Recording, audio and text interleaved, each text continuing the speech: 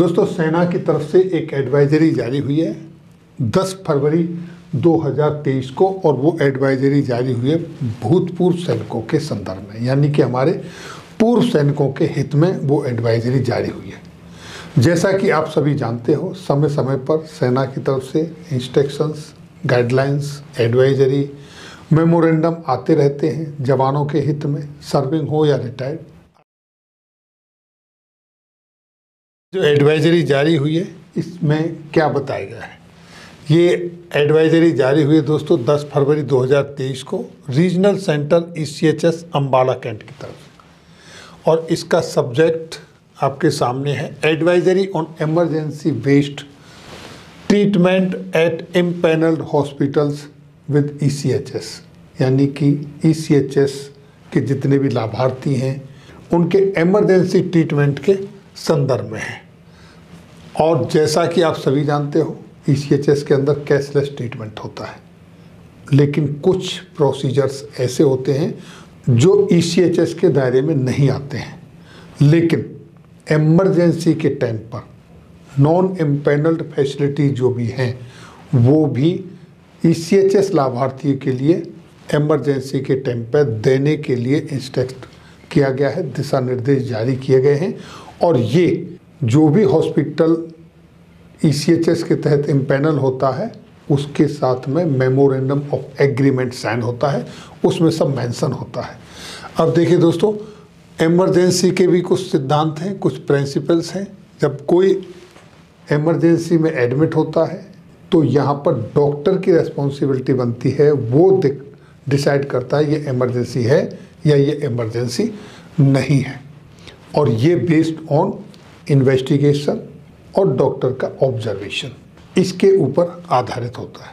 और जब भी कोई इमरजेंसी में एडमिशन होता है तो वहाँ पर हेल्थ केयर ऑर्गेनाइजेशन को EIR यानी कि admission intimation, EIR emergency information report, admission intimation के संदर्भ में 48 आवर्स के अंदर देनी होती है। ये ECHS की पॉलिसी के तहत आता है। लेकिन दोस्तों, डॉक्टर को पता चलता है इवैल्यूएशन के बाद में, ये फाइंडिंग्स होती है कि ये इमरजेंसी नहीं है। जैसा कि आप यहाँ देख रहे हैं 4 नंबर पॉइंट में लिखा गया है, in case after evaluation it is found that emergency is not real. ये पता चला कि इमरजेंसी रियल नहीं है तो उस कंडीशन में डे केयर बेसिस के ऊपर उनका बिल रेज किया जाता है, जिसमें चार्जेस जो होते हैं वो कंसल्टेशन का चार्ज लिया जाता है, इन्वेस्टिगेशन का चार्ज लिया जाता है, मेडिकेशंस जो दवाई दी जाती हैं उनका चार्ज लिया जाता है, और रूम रेंट का पेमेंट नहीं होगा अगर डिटेंशन 6 घंटे से ज़्यादा नहीं है तो। और ऐसे केसेस में हॉस्पिटल की ये रेस्पॉन्सिबिलिटी बनती है कि वो ऑनलाइन इंटीमेशन दे BPA वेबसाइट के थ्रू, और दूसरा वो डेट और टाइम कब उन्होंने रिपोर्ट किया, एडमिशन हुआ, किस टाइम पे उनका डिस्चार्ज हुआ, नंबर ऑफ आवर्स, कितने घंटा वो डिटेन रहे या एडमिट रहे इमरजेंसी रूम में या ICU में, ये क्लियरली मेंशन करना है उन्होंने डिस्चार्ज समरी देते समय जब वो पेशेंट को अपने यहाँ से डिस्चार्ज करते हैं।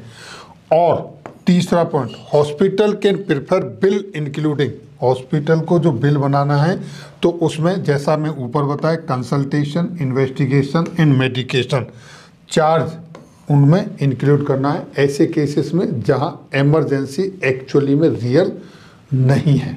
और इसके सत्यापन के लिए संबंधित पॉलीक्लिनिक के पास इम्पैनल्ड हॉस्पिटल द्वारा 48 घंटे के अंदर अंदर EIR यानी कि emergency information report admission intimation के संदर्भ में देनी होगी।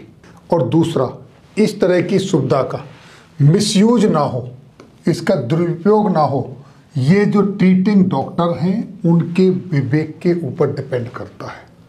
और ऐसे केसेस को एडमिशन किया जाए या नहीं किया जाए, रिक्वायर है या नहीं है, ये डॉक्टर का और उस स्पेशलिस्ट का विशेषाधिकार है जो ट्रीटमेंट दे रहे हैं। इसलिए दोस्तों जितने भी पॉइंट अभी तक बताए उनको ध्यान में रखते हुए ये बार बार दोहराया जा रहा है कि जितने भी ECHS बेनिफिशियरीज हैं, यानी कि जो इंटाइटल्ड हैं, वो कैशलेस ट्रीटमेंट के उनसे कोई भी पैसा चार्ज नहीं किया जाएगा। इस तरह के जो केसेस हैं उनमें कोई चार्ज नहीं लिया जाएगा। वो इमरजेंसी डिसाइड हो गया तब भी, अगर वो इमरजेंसी डिसाइड नहीं हुआ है और उनको डिटेन करके रखा है, एवेल्यूएट करके उनको डिस्चार्ज कर दिया है, ऐसे केसेस में। तो दोस्तों ये थी जानकारी ECHS के जो लाभार्थी हैं उनको किसी इमरजेंसी में इम्पैनल हॉस्पिटल में ट्रीटमेंट कराने के संदर्भ में।